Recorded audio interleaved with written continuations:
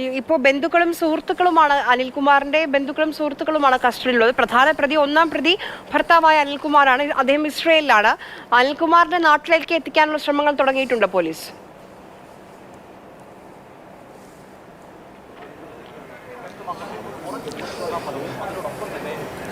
ആര്യ, അനിൽകുമാർ നിലവിൽ ഇസ്രായേലിൽ പോലീസിൻ്റെ കസ്റ്റഡിയിലാണ് എന്നൊരു വിവരം കൂടി ഇപ്പോൾ ലഭ്യമാകുന്നുണ്ട്. കാരണം അതുമായി ബന്ധപ്പെട്ട പുറത്തുവരാനുള്ള കാരണമെന്ന് പറയുന്നത് ഈ വിഷയത്തിൽ പോലീസിന് കൃത്യമായ രീതിയിൽ പ്ലാൻ ചെയ്ത് മുന്നോട്ട് പോകുന്നതിന് കൃത്യമായ രീതിയിലുള്ള സമയമുണ്ടായിരുന്നു. ചില 2 മാസങ്ങൾക്ക് മുൻപാണ് പോലീസിന് ഇതുമായി ബന്ധപ്പെട്ട ഒരു ഉമ്മക്കത്ത് അമ്പലപ്പുഴ സ്റ്റേഷനിലേക്ക് കിട്ടുന്നത്. അതുകൊണ്ട് തന്നെ ഇസ്രായേലിൽ ഉള്ള അനിൽകുമാറിനെ പരമാവധി ലോക്ക് ചെയ്യാൻ പോലീസിന് ഇതിനോടകം തന്നെ കഴിഞ്ഞിട്ടുണ്ട്. ഇന്റർപോളുമായി സഹകരിച്ചാണ് ഇത്തരത്തിലുള്ള നീക്കങ്ങളൊക്കെ തന്നെ പോലീസ് നടത്തിയിരിക്കുന്നത്.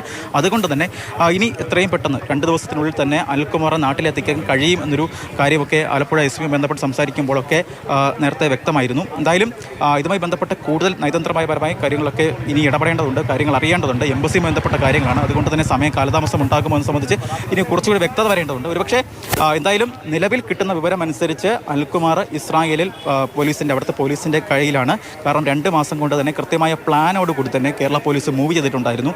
അതുകൊണ്ട് തന്നെ ഇന്നലെ ഇത്തരത്തിലൊരു സംഭവത്തിൽ 15 വർഷം മുൻപ് നടന്ന ഒരു കൊലപാതകത്തിൽ സെപ്റ്റിക് ടാങ്ക് തുറന്നൊരു പരിശോധനയിലൊക്കെ പോലീസ് നീങ്ങുന്നതിന് മുമ്പ് തന്നെ ഇതൊരു കൊലപാതകമാണെന്ന കൃത്യമായ ധാരണ പോലീസിനുണ്ടായിരുന്നു. അതുകൊണ്ട് തന്നെയാണ് ആ രീതിയിലുള്ള അന്വേഷണ രീതിയൊക്കെ പോലീസ് നടത്തിയത്. പ്രത്യേകിച്ച് നമുക്ക് സാധാരണ ഇത്തരത്തിലൊരു കേസ് വന്നു കഴിഞ്ഞാൽ വലിയ പെട്ടെന്ന് എടുത്തുചാടുന്ന ഒരു നടപടിയൊക്കെ മാറി ഒരു കൃത്യമായ രീതിയിലുള്ള അന്വേഷണമാണ് ഈ വിഷയത്തിൽ പോലീസ് സ്വീകരിച്ചതെന്ന് പറയേണ്ടി വരും. എന്തായാലും നിലവിൽ അനിൽകുമാറിനെ എത്രയും പെട്ടെന്ന് തന്നെ നാട്ടിലെത്തിക്കാനുള്ള ശ്രമങ്ങളാണ് നടക്കുന്നത്.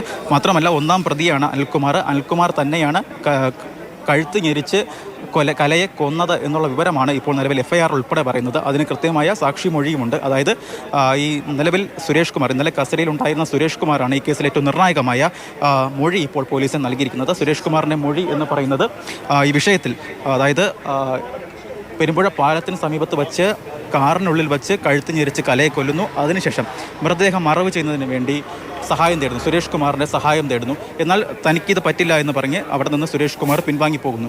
ഈ ഒരു മൊഴിയാണ് നിലവിൽ പോലീസിന് ഇപ്പോൾ ലഭിച്ചിരിക്കുന്നത്. അതുകൊണ്ട് തന്നെ ഇന്നലെ കസ്റ്റഡിയിലുണ്ടായിരുന്ന സുരേഷ് കുമാറിനെ മാപ്പുസാക്ഷിയാക്കിക്കൊണ്ട് ഒരു നീക്കമാണ് നിലവിൽ പോലീസ് നടത്തിയിരിക്കുന്നത്. ഒരുപക്ഷെ ഇനി അറിയേണ്ടത് ഇത്തരത്തിൽ നാട് വിട്ടു പോയതാണ് എന്നൊരു അസത്യം ഈ നാട്ടിൽ പ്രചരിപ്പിച്ചത്